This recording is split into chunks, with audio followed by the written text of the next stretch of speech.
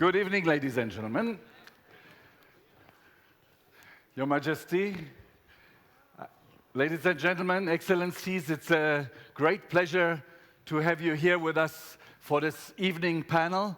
It's a really important panel because probably the most revolutionary aspect of the 2030 Agenda and the Sustainable Development Goals is this pledge to leave no one behind.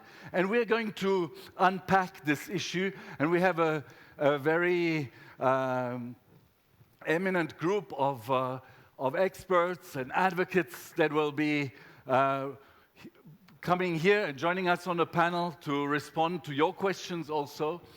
But before we do that, I have the great honor to invite Her Majesty Queen Mathilde of the Belgians to open this session for us.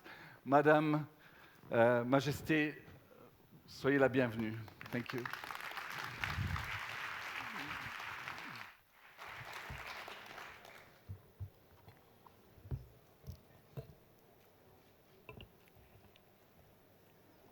Investment in development means, first of all, investment in people. People must be at the center of our concerns and our efforts to leave no one behind. Quality education and health are cornerstones of an inclusive, sustainable development. Your Excellencies, ladies and gentlemen, with this in mind, the European Development Days offer us an exceptional platform to make the case for the implementation of the Sustainable Development Goals. Europe invests more than anybody else into sustainable development around the world. Moreover, closer to home, the countries of the European Union are deeply committed to instill in their social policies the core principle of sustainability for the benefit of all.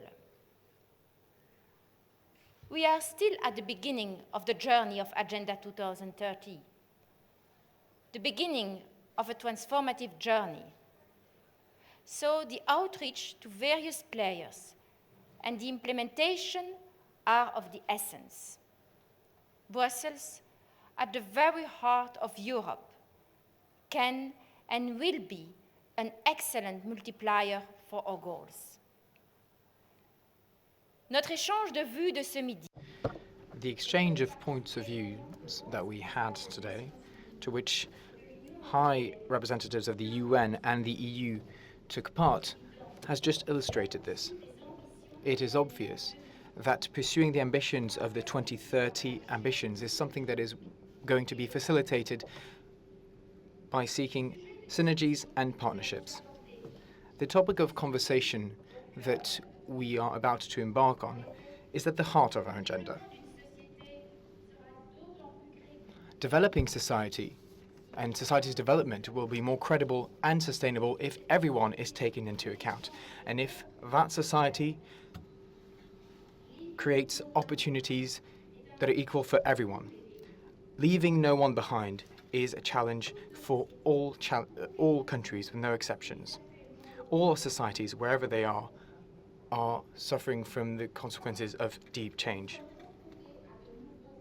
Everywhere, we face new divides between those who benefit from these changes and those who are at risk of remaining behind. If we do not bridge these gaps, then we will pay the price later on. Tensions and conflicts, instabilities, this is what we risk facing. The efforts that our societies make in this area will have to be smart investments. I therefore firmly believe that quality education and healthcare are amongst the first levers we should make use of in order to avoid divides in our society. Without basic healthcare for everyone, without schools for everyone, any progress we make would remain precarious. In order to ensure this universal access, of course, infrastructures need to be set up. Nevertheless, These are a necessary condition, but they would not be enough.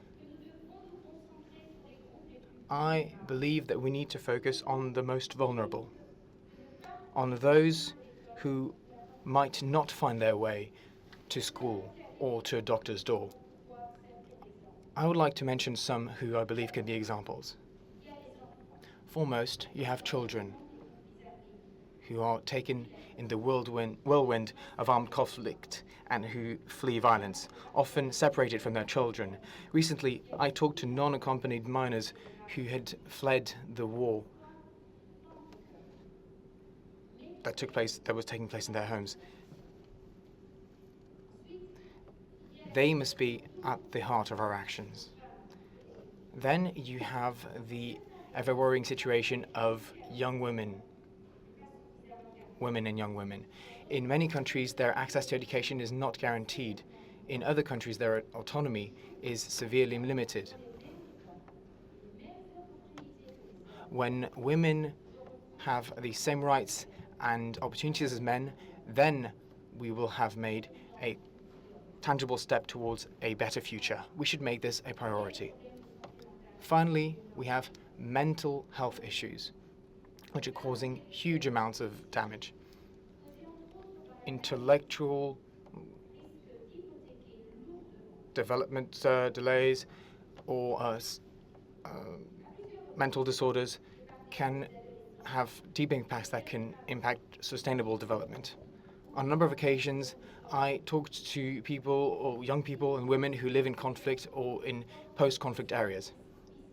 These places bear the visible or invisible scars. These people have these scars for the rest of their lives. And here I mean mental trauma.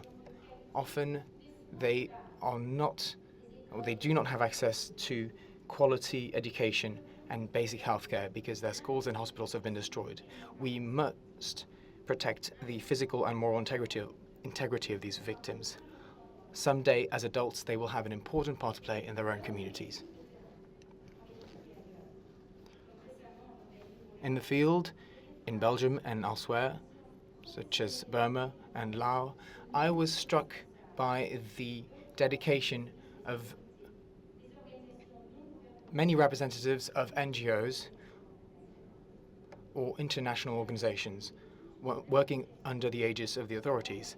I would like to say that I very much appreciate their commitment, which is a multiplication of ours. This partnership is something that is essential in order to achieve inclusive and sustainable development.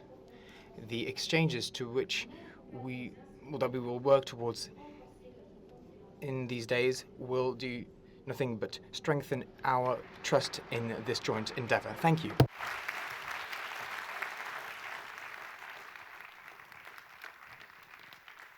Thank you, Your Majesty. Thank you for helping to bring our focus to these people that are at risk of being left behind. I now have the great honor to invite the panel to join me here on stage. And I'd like to ask you to welcome them also with your applause. We have first the Vice President of the European Commission, Mr. Frans Timmermans. Please welcome. Then we have Leimak Bowie, Nobel laureate, peace activist, and women's rights advocate. Then Ala Mourabit, a medical doctor and a founder of the Voice of Libyan Women. Professor Yunus Mohammed, Nobel laureate and the father of social business and microcredit. And Professor Jeffrey Sachs, Professor of Economics, Senior UN Advisor and best-selling author. And we will have a sixth panelist later. He's still on his way. Or he's there, and he's Mike Paul Polman, CEO of Unilever. He made it. It's great to have you on the panel, sir. Thanks. So I'd like to start by asking you, Mr. Timmermans, this this pledge, this promise to leave no one behind in the 2030 agenda, which is quite a big difference from the Millennium Development Goals, where we were going to reduce poverty by half. This pledge to leave no one behind, which moves us beyond GDP ways of measuring poverty. I mean, we have basically 169 ways of telling us how to leave no one behind. What does this mean for the European Union and for the European Commission? What does this mean for you as a leader here in Brussels? You know, as Her Majesty Queen Mathilde just said, every society has a problem with people being left behind. So even in the richest societies on earth, some of which are in Europe, people have the feeling of being left behind. And one would say, looking at it, for instance, from Africa, how is it possible that these people have the feeling that they're left behind? Look at how much better their lives are than ours. But in any society, the social contract in the society assumes that nobody would be left behind. But the reality, sadly, is different.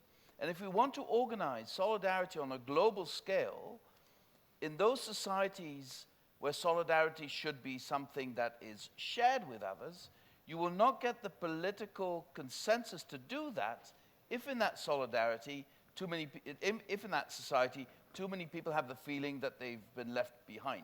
And sometimes, you know, it's also about a difference in opportunity.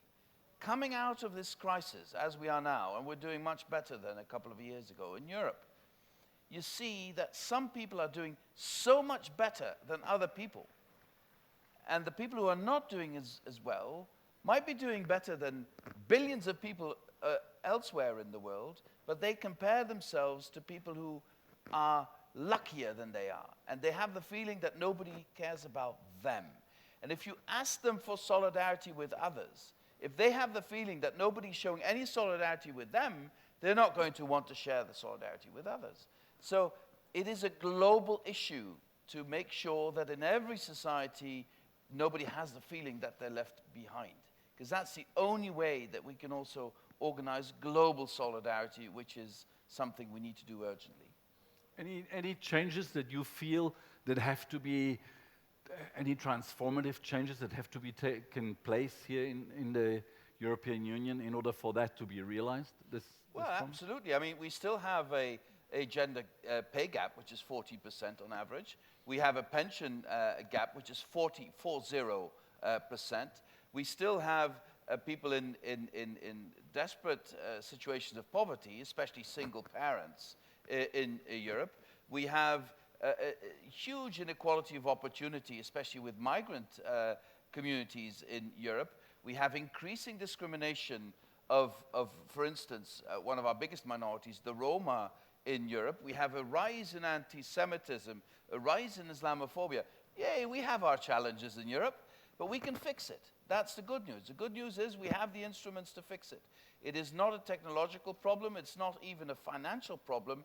It's a problem of redistribution, which is the eternal problem in politics. Thank you. I think that's where we want to get to today, ladies and gentlemen. We want to see what is it that it will take, and what are the solutions that exist, and what are the solutions that we need to promote at a global level so that really no one gets left behind. And I'm going to ask now the different panelists to say their own opinion about this question. What are the transformative changes that are needed in order to realize this promise for the people of this world, to leave no one behind? And then I'm going to ask you to ask them questions. And so I ask you to already prepare questions. I'm going to do it the traditional way. I know we were asked to do it with an app. I still have to step into that digital age somehow, but in the meantime, we're going to collect the questions. Well, maybe, maybe I should. Yeah, I should. So, Leymah Gbowee, this is an agenda. We just heard it. The European Union sees it as a universal agenda, one that certainly has tasks and objectives to realize at home. You have a global perspective, an African perspective. What do you feel is necessary to make this transformative agenda really stick? So many years ago, as a young woman living in a war context, I used to be very angry. Angry like many people today. I'm still angry. I still refer to myself as the angry black woman. Living in that war zone, I always said to myself, oh my God, are we ever going to find a Mandela? Is there ever going to be a Tutu that will rise up in this country to change it? It took me sitting with a group of West African women to really understand that in peace or war context, in order for transformation to happen from war to peace, everyone needs to be involved. And so there will be no Tutu coming to rescue you if you do not rescue yourself. That was a lesson that I learned and I carry till today. In order for this agenda to be successful, everyone needs to first understand there is an agenda, because there are many people around the world who still do not know that there is an agenda. So knowledge is power. The second thing we need to do is to break it down so that everyone see their lives in it. For example, if you went to a village and started talking sustainable development goal, my grandmother would not understand it. But if you brought it down to old lady, what we're talking about is to ensure that every child in this village have something to eat on a daily basis. You're personalizing it. And for transformation to happen in any society, people need to own it, people need to see themselves in it, and they need to understand how this agenda is going to benefit me. A few years ago, we had one company come and build something nice. There was a riot. The first thing that the young people did was to destroy that building. And everyone was upset. Why did this happen when we're trying?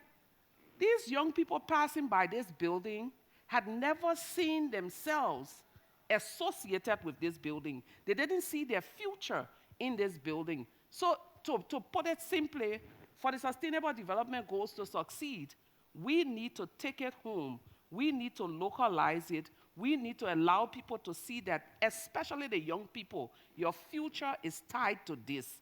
Your livelihood is tied to this. And it's just not in the city, take it to rural community. And if it means translating it into local languages, simplifying it, the picture speaks 1,000 words. But just letting people know that this is about transforming your world, and you are front, center, middle, and all around this agenda. Thank you. Ala, I can see you are kissing with what Leymah just said. I'd like to just give you the floor now. I don't necessarily think transformational change is the fair way to say it, because it implies that this isn't going to take a lot of work and a lot of effort and a lot of, I think, self-leadership in many ways. But there are a few things that I think we have to emphasize in order for the Sustainable Development Goals to succeed, aside from making it locally owned and owned by us. The first thing I'll say is translation. We have to be able to translate these goals into people's personal lives, and we have to make them relevant to people, to interests of companies, of governments, of corporations. They have to become more relevant, and the only way we can do that is really by translating what they mean and what the outcome will look like. And I think, one of our greatest struggles in that is yes, still using things like, the Sustainable Development Goals, and having meetings, while they're important here in Brussels or in New York, we really need to be going more locally and saying, this is how it can impact you, and this is how you can impact it. This isn't a one-way street. The second thing I'll emphasize is innovation. And I don't mean innovation in the UN, innovation. I mean innovation in that sometimes we ignore the practical and the cost-effective for what looks sexier and what sounds cooler.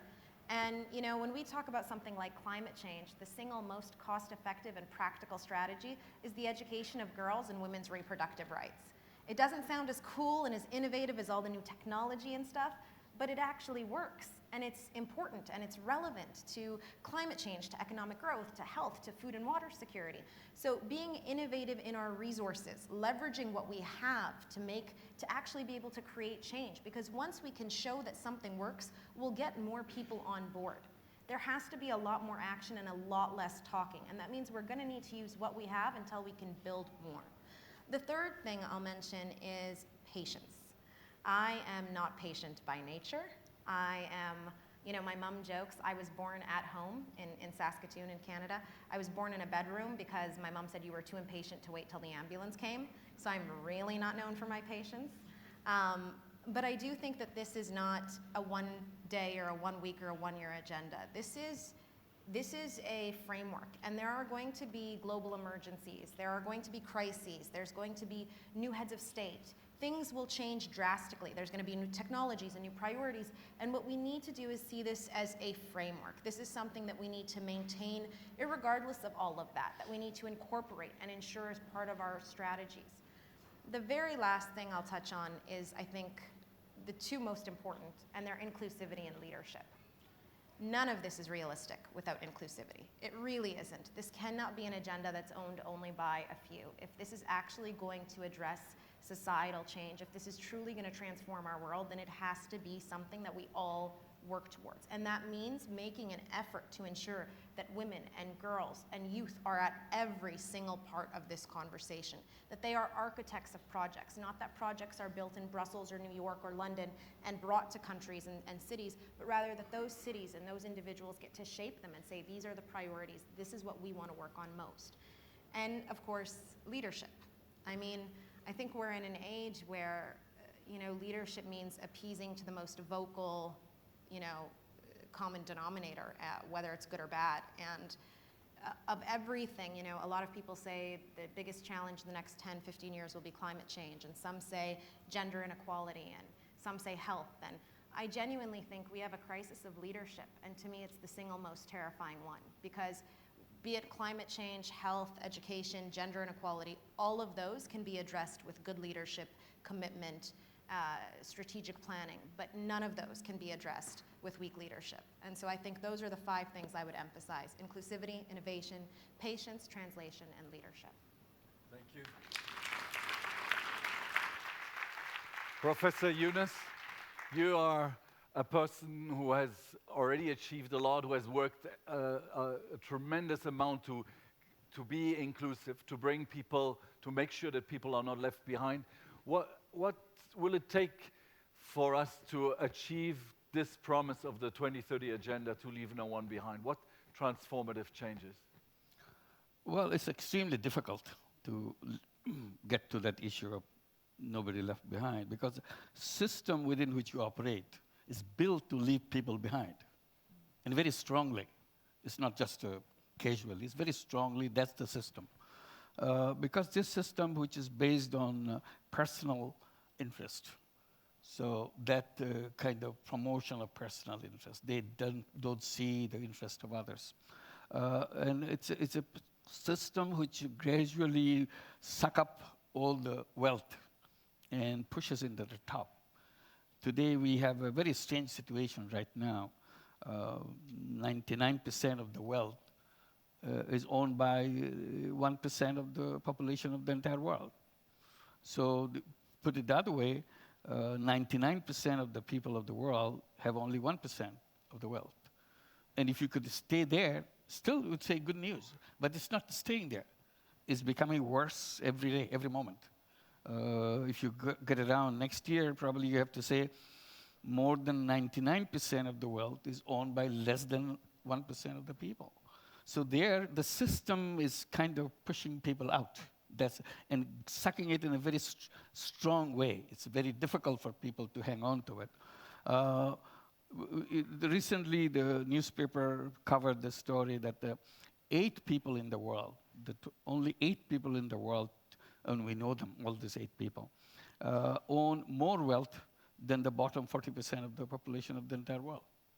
So this is a kind of known story. And the question you'll be asking, what will be here next year? Will it be 8 people owning 40%, or 5 people owning, or 10 people owning? The answer is obvious. It will be less than 8 people owning more than 40% of the wealth of the entire world. So this is what the kind of situation we are. It's a force that is generated in the system, cannot be undone. the way all the institutions have been built, all the conceptual framework has been built. If you want to, first of all, you need to slow down the process. It's a sucking machine. It's continuously sucking up everything, pushing it to the top. Not only 1% of the people owning 99% of the world. If you look at the whole world, probably 99% of the wealth of the entire world is concentrated, is owned by few people in few countries. Probably half a dozen countries. So half a dozen countries, there are people who own 99% of the wealth of the entire world. Even in their own country, this is the same situation. It's not just poverty or people left out in another country. Same country where they exist, the people are left out from the system. So we need to change that system, undo that system where not only wealth will be pushing up on the top, it will be coming down so that we can share. Today, if you say, we sometimes talk about wealth inequality, income inequality. I raise the question, why do you use this word inequality? When you compare an elephant with a tiny little microscopic organism, you don't talk about inequality. It's two different kinds of animals altogether. So there is no comparison in that. And unfortunately, 99% of the population of the world is of those kind. Only few people are in the elephant size, and the elephant size is getting bigger. So it's a difficult task, extremely difficult, but it has to be done by undoing the system on which we operate. First of all, we have to shift ourselves from the personal interest thing. Human being is not driven by only personal interest, selfishness. That's what the core problem of the entire system.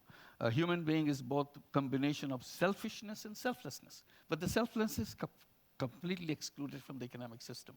So we have to redesign the economic system, reformulate the economic system. Only then we can come back to this issue.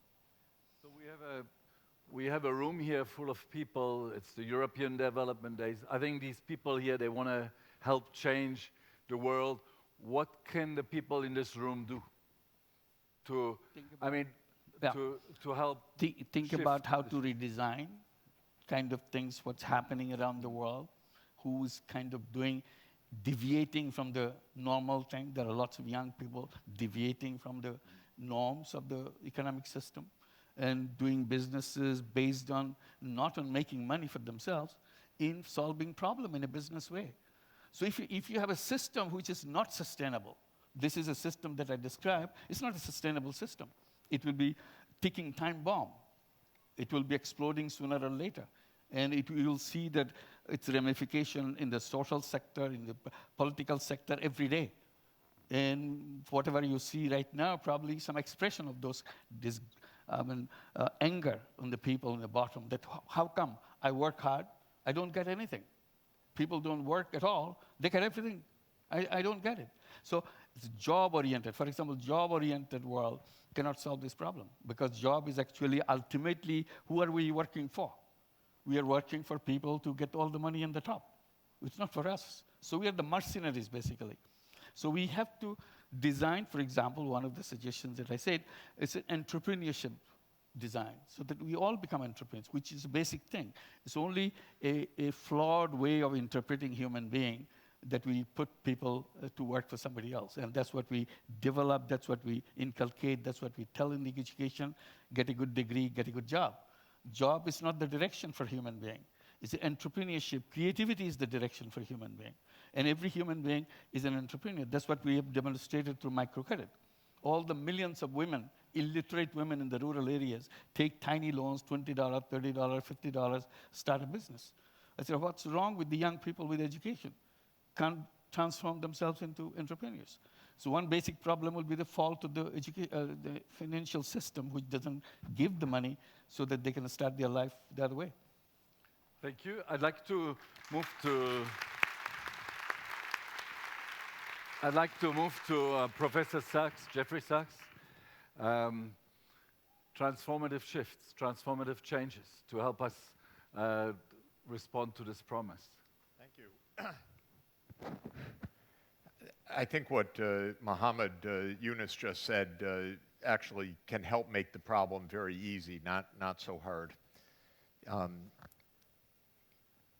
2,000 years ago or so, the concept of taxes was invented. if rich people paid a little more tax, poor people would survive and have education and have a chance. This is not really so complicated. If you go online, which I recommend you do, look at the recent list of Forbes magazine of the billionaires in 2017. If your name's on the list, come to say hello to me. I'll ask you for money. But it's very instructive. There are 2,034 people on the list. Their combined net worth is $7.7 trillion. I think we should just go door to door, frankly. Otherwise, we're just playing games. $7.7 trillion means just 1% of their net worth is $77 billion. And we agonize in our business, whether you're Tedros, the new phenomenal, wonderful Director General of WHO, he'll beg now for $10 million, for $15 million. 1% is $77 billion for 2,034 people. We make the problems harder than they look. Donald Trump, don't get me started, went to Saudi Arabia last week. So where did Saudi Arabia say it would spend its money? $110 billion on weapons. Gee, that's a great investment. That's just what we need. And Trump, who's a fool, says jobs, jobs, jobs, as if it couldn't be jobs making solar panels or bed nets or vaccines or other things. It's got to be making drone missiles to kill people. So this is not so hard. What is hard only is to get people in power to do things that they ought to be doing. Don't give up on that. Especially now when we have this incredible deterioration of leadership. When we see people like Trump who have no business being anywhere near power. They need a good break, frankly. And they should help to get this job done. Because this is basically about minimal resources so that kids can stay alive, can go to school, and can make their way in the world. And I've spent my life counting those resources and being told by rich, powerful people, it's not the money, Mr. Sachs. Well, it is the money, frankly. It is. And when I've been able to put it to the test, I helped to devise something called the Global Fund to Fight AIDS, TB, and Malaria 17 years ago. Lo and behold, malaria is down 70%.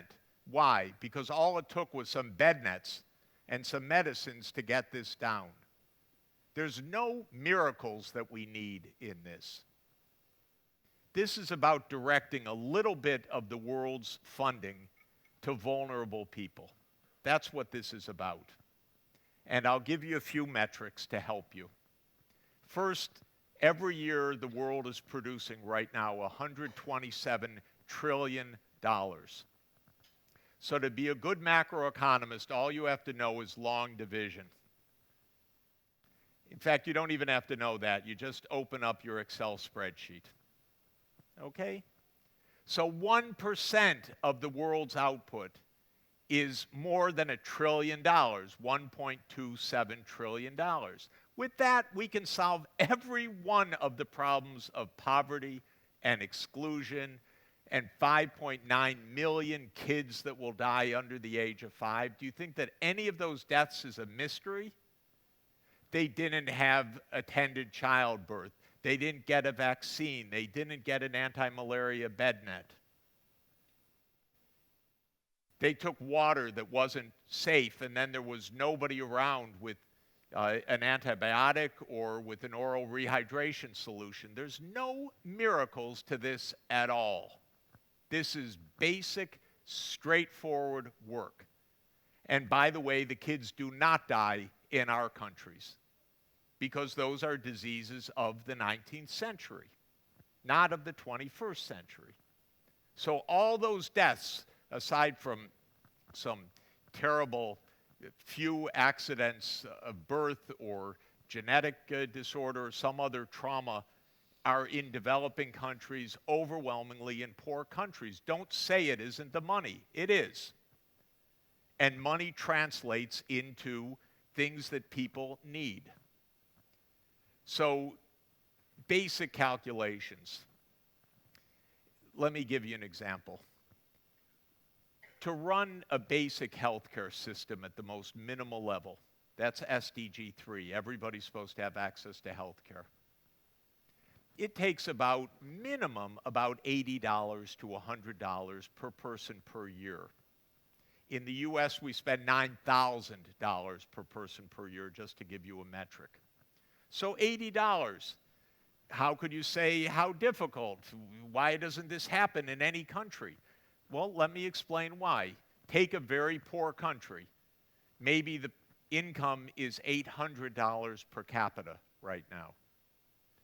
A country like that raises 20% of its GDP in tax revenues. A lot of the economy is not even monetized at that level. So that's $160 per year. By the time you get down with roads, power, water, sanitation, public administration, police, courts, running the parliament, health and education normatively should command about 15% of the total. That's the so-called Abuja target. Well, 15% of $160 is $24. That's not enough to run a health system. So in my experience, what the IMF or the World Bank does is they go and they complain to these countries, you're not serious, you're corrupt, you're not doing this. They don't say, oh, you have a financing gap. How can we help you close the budget gap? It's so simple, actually. It's so simple, but the rich countries would have to look in a mirror, starting with my own. Mine is the worst of any major country. The greed is so out of control that they're dreaming right now of cutting 23 million people off of the healthcare rolls to give a tax cut to the richest people in the country. This is the dream of these two people, the Koch brothers, David and Charles Koch, who own half the Republican Congress and Senate. That's corruption. Don't talk about corruption in poor countries. My country is about the most corrupt in the world. So and wait, but let me just finish. Sorry, let me just finish for a moment. This is not complicated. Let us not make it more complicated than it is. Schools and clinics and basic health care. And if a country is a middle-income country, they can afford this, then it's a matter of their own governance. And if it's a poor country, they need help. And you just do the arithmetic. And if you want to come to Columbia University, I'll work with you on the arithmetic, or just Skype me, and we'll work on it together. Because it's basically managing a spreadsheet. And it's true what I'm saying, because you turn the resources into lives saved. That's what we've seen for the last 20 years. The death rates came down sharply under the Millennium Development Goals because we were able to raise some funds. And just to conclude, seriously, rigorously, I can tell you, AIDS, for example, can be ended because the 90-90-90 program of UN AIDS shows how to break the transmission of the virus. You know what it costs? $10 billion incremental to what we have now. Since there are 1 billion people in the rich world, that's $10 per person. It's a generous donation by any number of people at the top of that Forbes list. That's all it takes. Instead, we wring our hands as if it's some profound mystery or it has to wait for a new world revolution. No, It just has to wait for a minimum of honesty and responsibility. And to say to Mr. Trump, no, you cannot do what you're doing, you're endangering the whole world.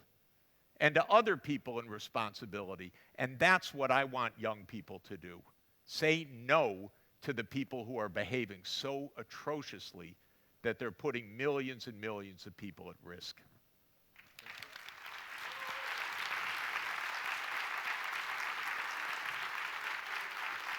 So it's about accountability. It's about making sure that the money is provided in order to respond to these basic needs. But it's also about how money is made. And we have Paul Pullman, and you're a CEO of a company. You employ many. No, and you're a company that has really shown, that has blazed the trail in terms of what it means to mainstream and to bring the Sustainable Development Goals into the DNA of an organization. What would you say is needed to make sure that the SDGs stick and respond to that promise of leaving no one behind? A lot of praying. The thing is not easy. If you look at it, what we've created, we should be proud of. We've lifted a lot of people out of poverty. We've created a lot of opportunities. Anybody that's born now has more access to education or healthcare or maternal health. More women are working. We all live longer, every baby that's being born. But unfortunately, it's just not sustainable. And we're only finding that out now. Could have found it out 30, 40 years ago, would have made our task easier. But now we're in a system that we need to transform our financial system, which clearly doesn't work. We have just decided to all decarbonize the global economy, and the time is running out, which is pretty complicated, but needs to be done. Then we need to look at our global governance system, which we desperately need, but clearly isn't functioning anymore in a world that has changed, where these systems have fallen grossly behind, and still from the time of Bretton Woods, when the whole world has moved on. And then we need to change our social system, our social contract. All of that comes together. Everybody struggles with that, private sector included. Now, having worked on the Sustainable Development Goals, or even on before that with the high-level panel on, you know, I've learned a lot. But one thing I've learned from all of this, first of all, is that there are more good people in this world than bad people. So we should drive on that and exploit that more and not focus on the other ones as much as we should. And I've also found out that you actually don't need to go to Mars or have more PhDs anymore, you know, in due respect to the PhDs in the room. But we have all the answers. So the main question is, if we want a transformation, is simply, do we care? You know? And it comes back to the values that we need to bring back.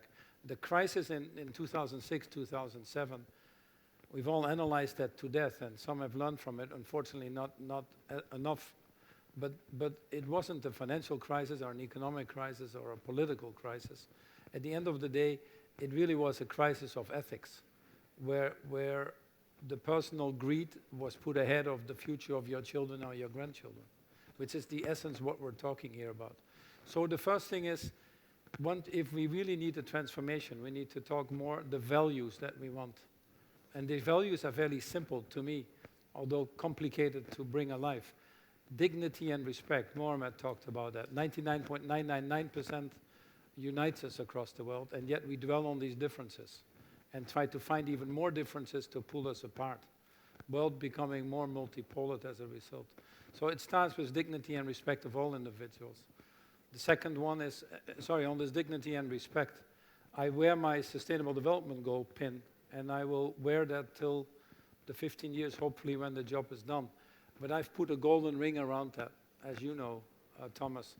And the only reason I changed that is that we just need to go back very simply to the golden rule. Every religion, Judaism, Muslim, Christianity, Confucianism, has actually the golden rule of do unto others as you want to have done unto yourselves.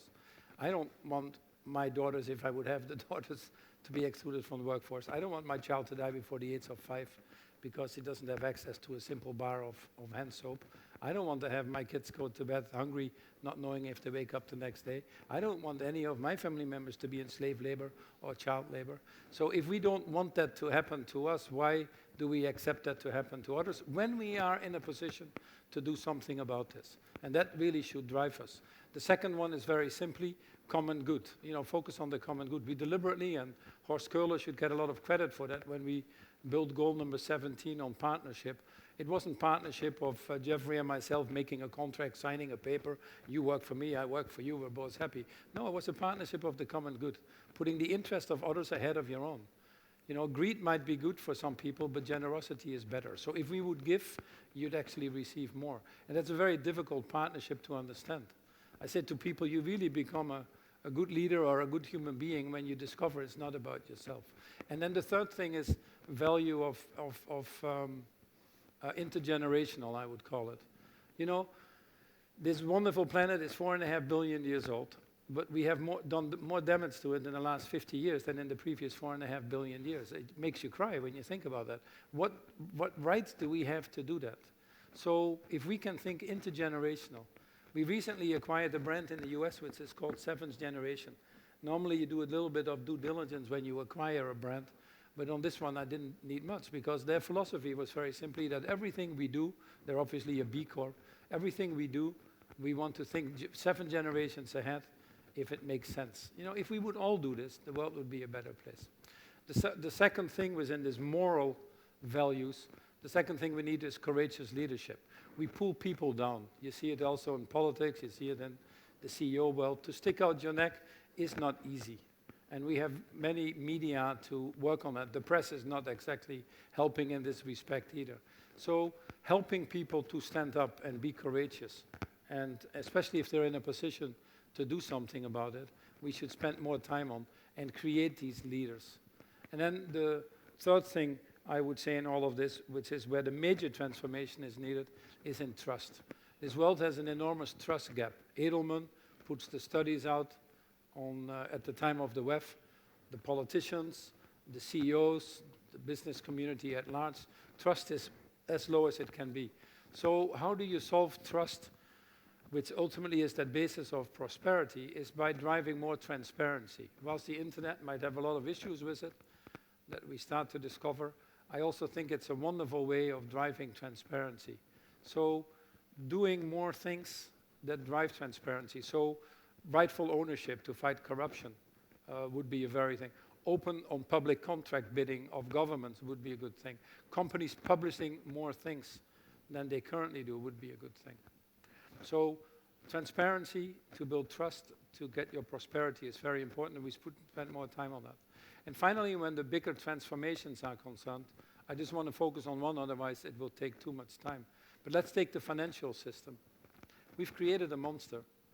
And actually, since the crisis of 2006, 2007, we've even created a bigger monster. And frankly, the politicians are afraid of it. And we're being ruled by a few people in the financial market, if we like it or not. We might express it as people that have a high net worth or whatever it is.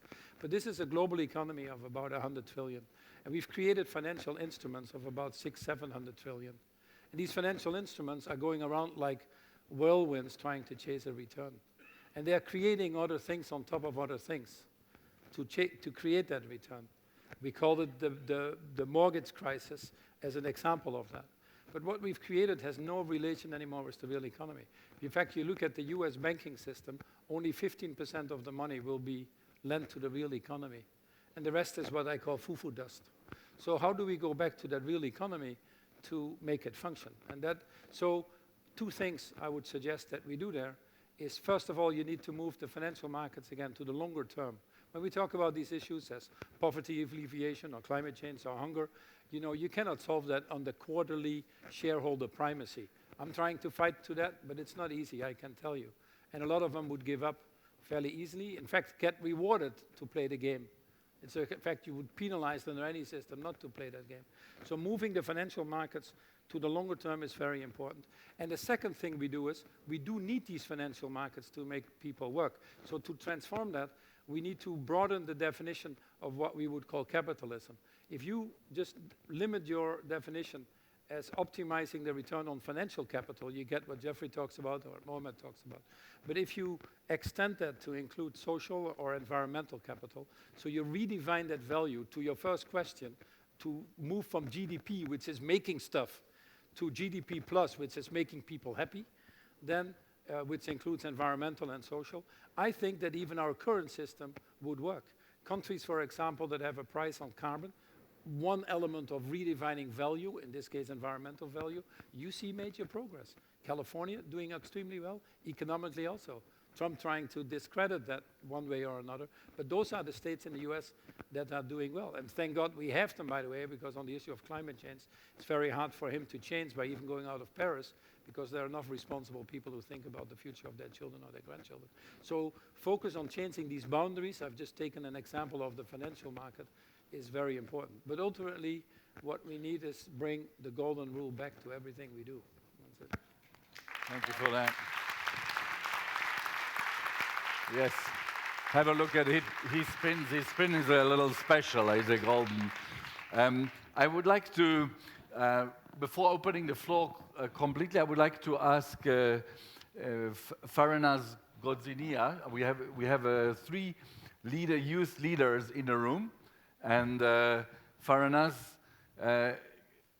Godzinia is president of the Philippines Youth Parliament. And so I don't know if you have a question for us. If you could, I don't know, do we have a roaming mic? There we have.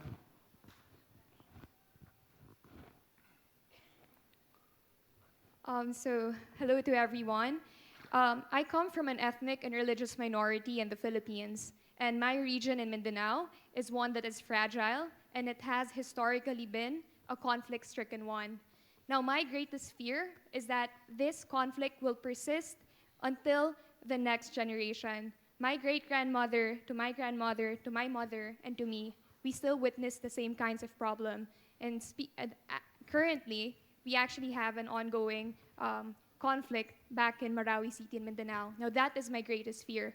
But then identifying this fear allows me to not run away from it. And I actually gathered the courage with my other fellow young people and other organizations who are passionate to fight against it, because I don't want this fear to materialize. So I would like to ask each one of you, what is your greatest fear in this lifetime? And how do you think that we young people can actually help you to combat this fear so that it doesn't happen? Thank you. Thank you. Then I would like to give the floor to Ezenam Amuzu from Ghana.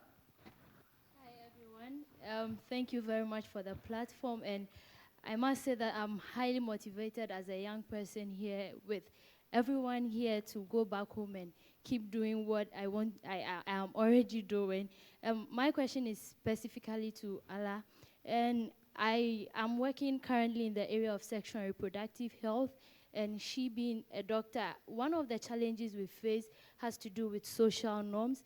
My country, I'll always say, is a socially, a culturally sensitive environment, even though we are not like religiously bound, be it Christian, Islam, or anything. But our social norms hold us so tightly, and it forms a very big barrier when it comes to some of the things I work with. From her personal experience, I would want her to tell me and keep motivating me on how she faced or how she overcame some of these challenges in a country like Libya, and working in the area of women's rights and sexual and reproductive health to keep motivating me when I go back home, and other young leaders as well. Thank you. Thank you. Then we have Tasneem Ava from Bangladesh. Hello, everyone. It's an honor for me to be here and listen to all of you. As a young leader, I believe the concept of sustainable development goals is to have not only goals, but the way we should have the idea to sustain those goals in a long run, long term, for the prosperity of the world. So my question to all of you is, maybe we're targeting the goals, we're focusing on achieving the goals, but what should we possibly do to sustain those goals in the long run? Not till 2030, but beyond 2030, for the next generations. We are the young leaders, and we want to go beyond 2030, want to have more goals coming in and maybe more ways to achieve them to sustain the world and sustain the prosperity, the peace, the partnership in the world. So we want to learn from you leaders that what should be the sustainability process to keep this sustainable goals going on till the end. And another question that I would like to ask is, what should be the metric to measure that how successful are we to, to achieve the goals that we're focusing on targeting? Thank you. Thank you very much. And so you made it easy for me just now by naming Ala Morabit as one of the questions, which when you ask the questions of everyone, then it becomes a little bit more complicated for me. But I'd like to ask then Ala, Dr. Morabit, I think the question was a health question, but not just. When it comes to societal transformation, when I started my organization, I was 21. I had no interest whatsoever in human rights. I wanted to be a doctor since before I could probably walk. My dad was a doctor, and I always say I found faith in God in a hospital. I think it is the single holiest and most powerful place in the world, more than any temple, any mosque, anywhere. Because it is when you see people at their most vulnerable and at their most powerful at the same time, and willing to do anything for those they love. So my passion was always medicine. It was never human rights. And when the revolution started in Libya, I became more and more engaged because I saw the negation of a lot of the women who were the foundation for the revolution.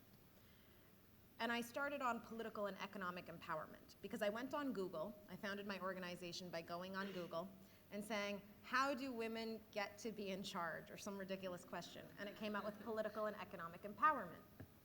And since Google is like, king, I kind of went with it. I was like, hey, economic and political empowerment. We did some political workshops. And we got people there. I mean, we had these great workshops. We got a parliament of 17%, which rivaled the United States. We were so proud, and I am still to this day proud of what we accomplished in that first year. But we were seeing the same faces at those workshops. We were seeing people who already had familial and community support come and talk about becoming leaders and taking on that public role. What we weren't able to penetrate was that social challenge. And it wasn't, and I find it tough when people tell me it's a cultural challenge from an external point of view, because the international community will always say it's difficult culturally to talk about women's rights in a country. We don't want to disturb anybody's sensitivities, but then they will come and they'll eat at 2 a.m. on the floor for an economic deal. So for me, it's also about what we prioritize. But internally, challenging that societal barrier was recognizing that when it comes to women's rights, when it comes to reproductive health, you are going into a family and you are going to a person and telling them that everything they believe is to a degree wrong, especially when you're talking about gender equality. You are telling them the way they have raised their sons and daughters is wrong. You are telling them that they have been unfair, that they have been unjust to their children.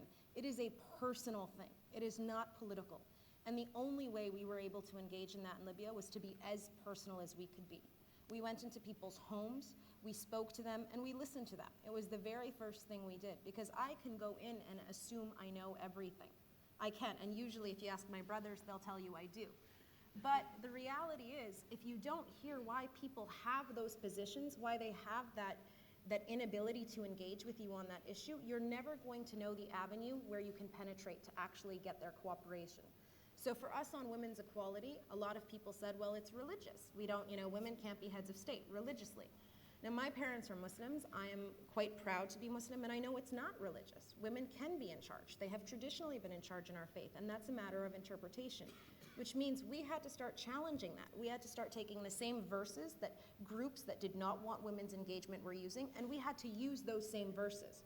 We couldn't use quotes and statistics about political engagement and anti-corruption and how effective it was, because that's not the weapon they were using. We needed to fight fire with fire. And I think if you're going to talk about reproductive health, you need to start talking about the taboo issues. It's going to be tough. It was for us. It is challenging. It is, you're going to lose a lot of friends really quickly. but you know, my mom says you didn't need them anyways. So it's tough, and you're going to have to start addressing some underlying societal issues, and it'll surprise you. What some people say will surprise you as to why they have the prejudices or the opinions they do, and you need to be prepared to be as compassionate and as open to that conversation as you can be, because not everybody had the privilege of being in your position and knowing the rights they had at birth, right? Not everybody has that privilege. And so you're going to go into homes where the people you feel are the most affected by it will be the most vocally opposed to you, in public and in private. And those are the people that I think you need to listen to, you need to give respect to, and you need to appreciate that their point of view is different, and the only way it will change is with that respect, with that communication, and with a persistent effort in actually, transforming those norms. I hope that answers your question. One quick last thing I will mention. I won't answer your other questions because they were a little hard, but what I will do is I will say we should give a round of applause. They're three badass young women, and I'm pretty glad we have some young women here. I was going to come to the next question. I wanted to ask you, Leima Bowie. Farron has asked, what is it that gives us fear about this, about achieving the goals, about this future, and how can we overcome this? What would you say? Well, I'll tell you one thing, Thomas, and to the young people. We have so many things that we should be afraid of in this world. And the way I approach life, and maybe that's why I still look good with 8 children,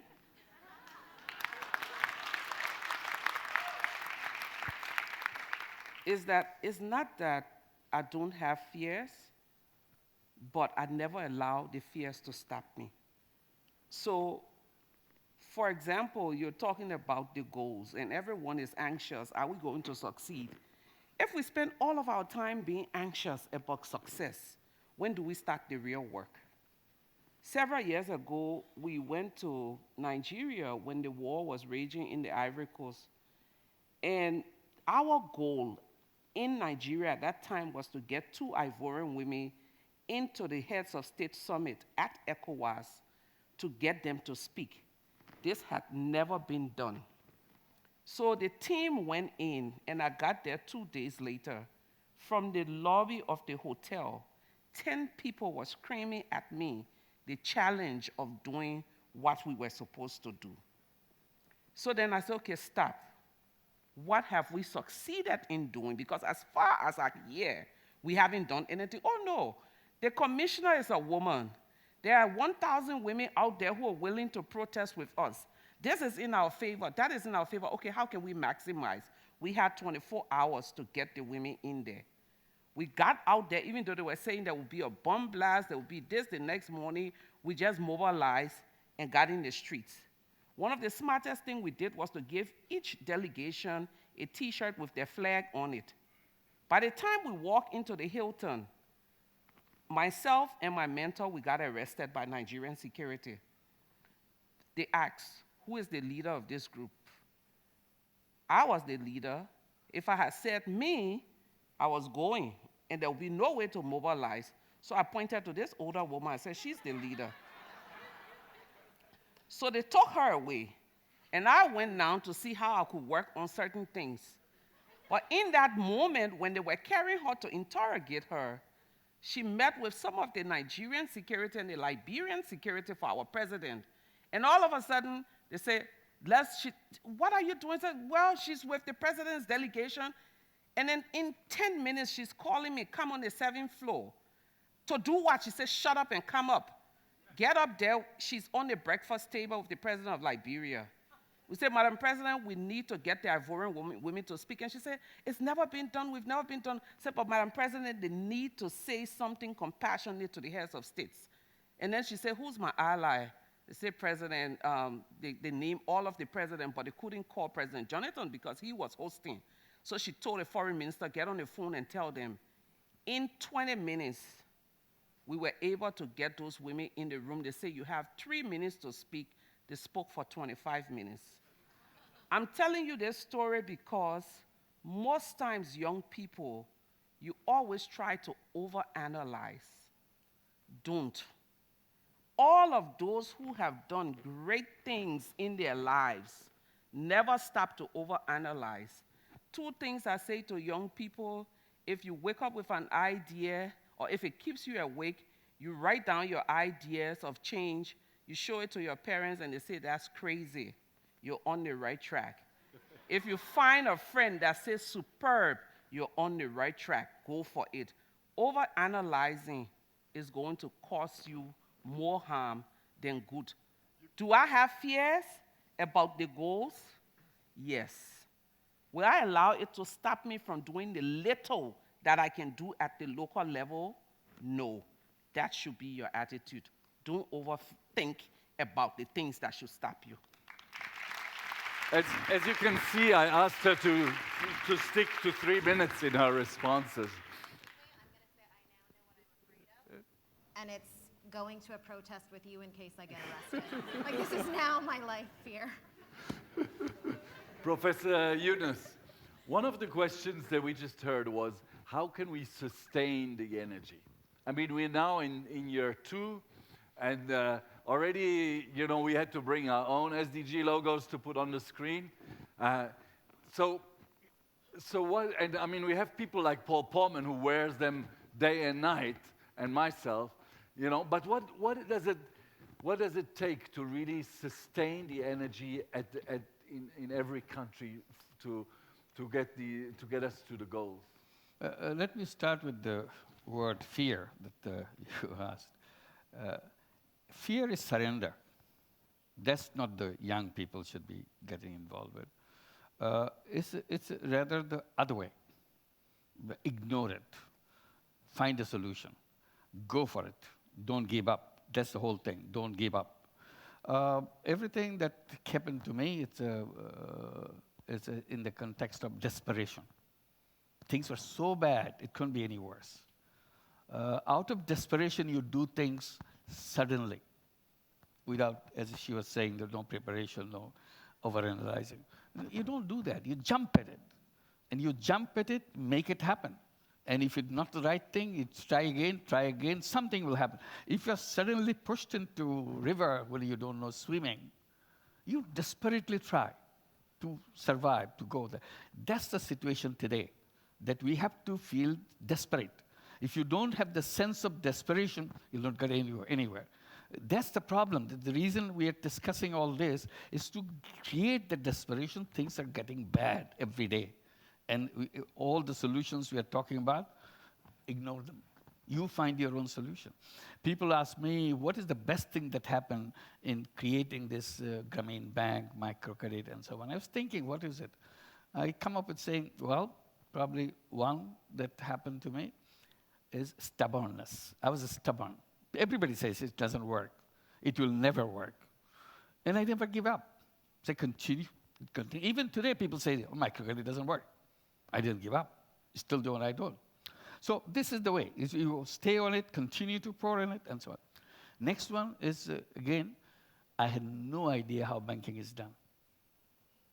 And I just jumped at it, which turned out to be something like banking. But I had no idea what this is all about. All I had to do, it's a simple thing that people are being victim of the loan sharks in the village. And it's a very desperate village in Bangladesh, next to our university. So all I was trying to do, seeing so sad stories every day, I was thinking, what is the solution to save all those people? I see them every day. And I thought, well, the solution is so simple. Why don't I just lend money myself? It's not a big thing. I just, instead of going to the loan shark, they can come to me and I give the money and that problem is solved. I don't have to have a research project for it and write journal article for it. I just go ahead and did it out of my own pocket. And that was the beginning of the whole story. So everything can be done in a way when you come to face with a person, react to that situation. It's not an earth-shattering thing. It's not a kind of a big idea that you have to come up with. It's not a rocket science. Anybody here can take 5 welfare people out of welfare.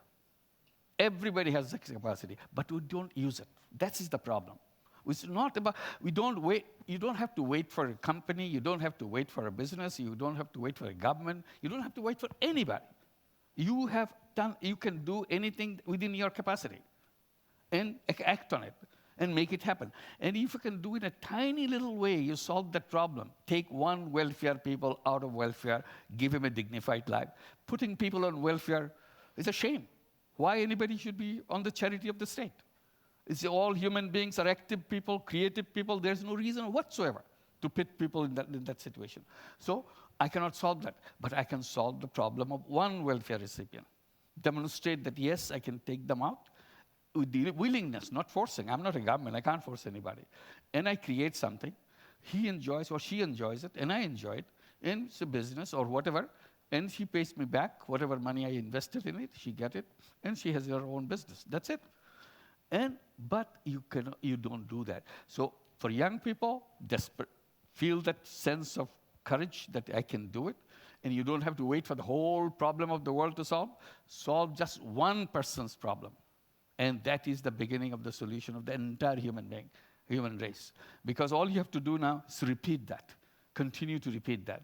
And the problem is solved. So that's the kind of core item that you have to remember. Is don't give up on the fear. But you have to feel the desperation of it and act on it. Action is the one. That's nothing else. And you don't get confused by all the thinking that goes on. Ignore them. Find out your solution, your way of thinking. If you go into all those ideas and so on, you'll be totally confused as if you're appearing for an exam. You're not appearing for an exam. You are solving a problem in your own way.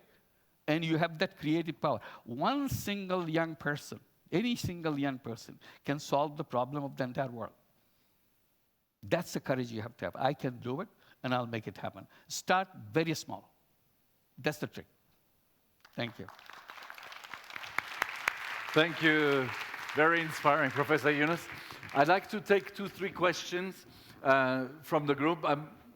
Yes, if you could just stand up so that the person can find you. Hello, my name is Agnes, and I work at the United Nations Industrial Development Organization. I would have an open question to the panel, whoever wants to answer. Seeing all the SDGs, they're all equally important, but how do you tackle all of them? It's quite impressive work to do. So what is your first step? What do you think is the first thing that should be done for you personally or as a recommendation? Thank you very much. Thank you. One more. Yeah, but okay. One more question there. Yeah, Muhammad Yassin, University of Udine, Italy. The questions goes to the wealth. There is problem of redistribution of the wealth. The wealth is accumulated somewhere, and the wealth is development. Do you recommend that people who are deprived come to where this wealth is accumulated, or we take this wealth to the people where this wealth is needed? Tough question there. One more question just behind you there, and then, yes. Please. My name is Nivi, and I work with an organization called BRIC in Nairobi, Kenya. And our mission is to connect Africa to the internet. So I was wondering how, when we take the unconnected and connect them, and we try and do that for free, or whether it's at a low cost and we give them digital access, how does that help the SDGs? How can the SDGs better be propelled forward through digitization and connectivity? Thank you. Now, we have a daunting task because we have to finish in a very short time. So I'm going to give you each a minute. And please, you bear in mind, what is the first step? You don't have to answer all the questions. What is the first step? How do we transfer the money that is in rich people's hands into the hands of those who need it? And the last question about the unconnected. How do we solve them? And if you feel inspired, I'd like you to also maybe say what you personally will do differently as of today to make sure that the promise to leave no one behind is realized. And maybe, Mr. Timmermans, I can put you on the spot first. Yes, you have a habit of doing that, haven't you? Well, I'll just try and answer the question. This is not about me as a person. This is about what we do collectively. You know, these Sustainable Development Goals, they're not just by accident the goals we need to attain. none of them are impossible. None of them are a financial problem or a technological problem. But none of them will succeed if we don't create connections between every single one of them. The challenge humanity faces today is to understand that connectivity has reached a level that we've never seen before in human history. We're in the fourth industrial revolution, and this industrial revolution will affect every single human being on this planet, whether we like it or not. And through governance and, frankly, redistribution, we have a unique opportunity to make sure that we leave no one behind wherever they are on this planet, and that we do it in a way that does no longer deplete our natural resources. This is the uniqueness of the fourth industrial revolution. We can get this right, but we only have one chance of doing it. And the best chance we have of doing it is by all of us sticking to these 17 goals. And then we can do it. And then there's no place on earth which cannot profit. The downside of that is if we miss this opportunity, the few will be richer and richer. The many will be poorer and poorer. And our planet will no longer be able to carry us all. So I think if there's one message I have today is this is feasible, it's exciting, it's urgent, and many of you who are as old as I am will remember or have heard of JFK's moon speech. This is more difficult than putting a man on the moon, but it's also more exciting because we can engage with everyone, because everyone can contribute to this. Everyone, regardless of who you are, where you live, what the level is of your education. And that, I think, is the rallying call that should be heard across the earth today. Thank you. Thank you. Leima, one minute, please. My day's job is to look at gender equality and quality education, but I've come to recognize that I'm ineffective if I do not take into consideration good health, hunger, poverty, and then looking at all of the infrastructure needs within the community. So when you're looking at the SDGs, if you're working in a particular area, my experience now is that you have to make the link, or else 10 years from now, you'll be unsuccessful. What I'll do differently, continue to do more analysis as I do my work to see where the interlinks lie and find a way of networking to solve those problems. Thank you. Thank you, Leima.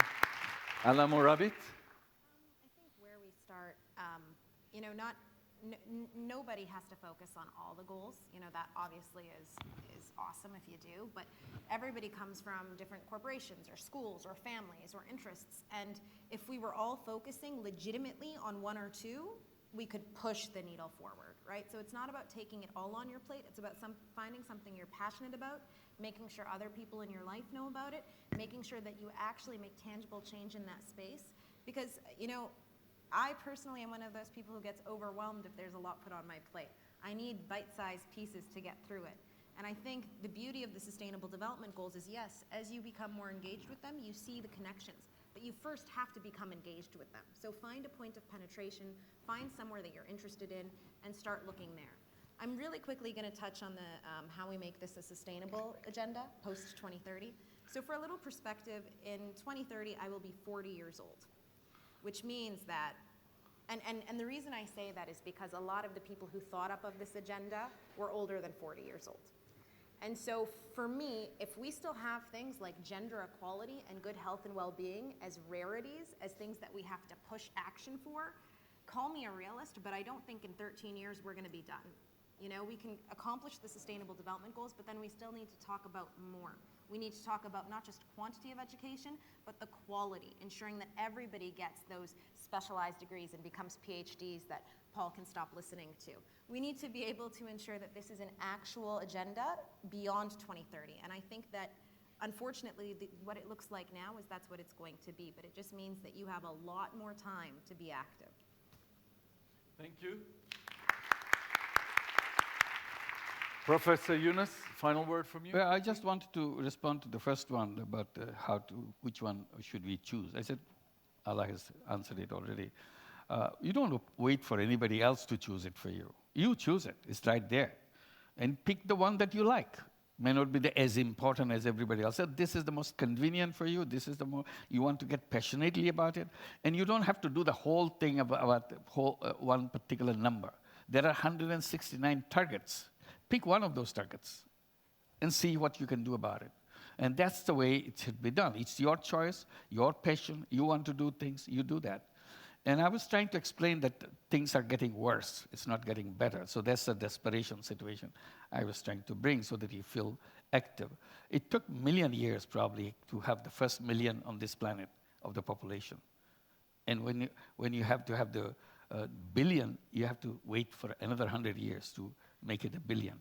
And the first billion was done in 1824 or something like that, or 27, 1820. First billion was made the other day. Today, we are nearly 8 billion people. And each 12 years, we are adding 1 more billion people. And adding 1 billion people within 12 years means lots of young people. And today, we are told 40 million young people come into the job market. Scary thing. Job market, 40 million people. I try to see it the other way, see if it fits into your idea. I keep saying that I don't get scared about 40 million people coming into the job market. I see it differently. I see 40 million young entrepreneurs are coming in to change the world. So I see it differently, that these are entrepreneurs. They will do their thing. It's not the responsibility of somebody else to make it happen for them. They can create. They are the creative people, and the enormous creativity of the young people. And then what happens? The future that's coming. Robotics coming and displacing you. You don't need it anymore. Robots will take over your job. It's coming. That's what you call about revolution or whatever you want to call it.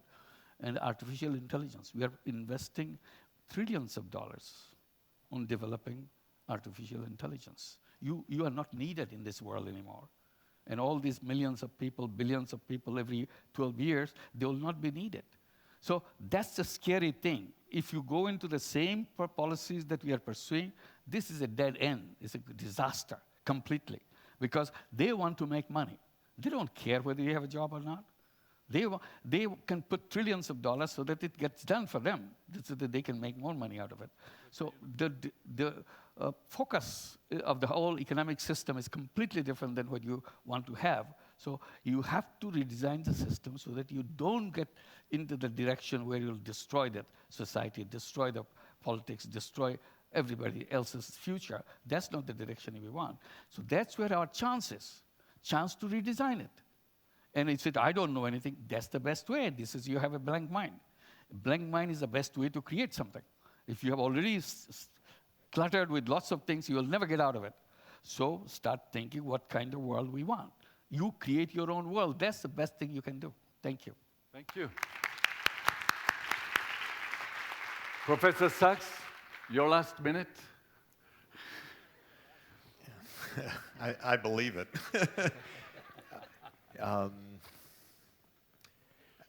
I want everyone to be a little bit afraid.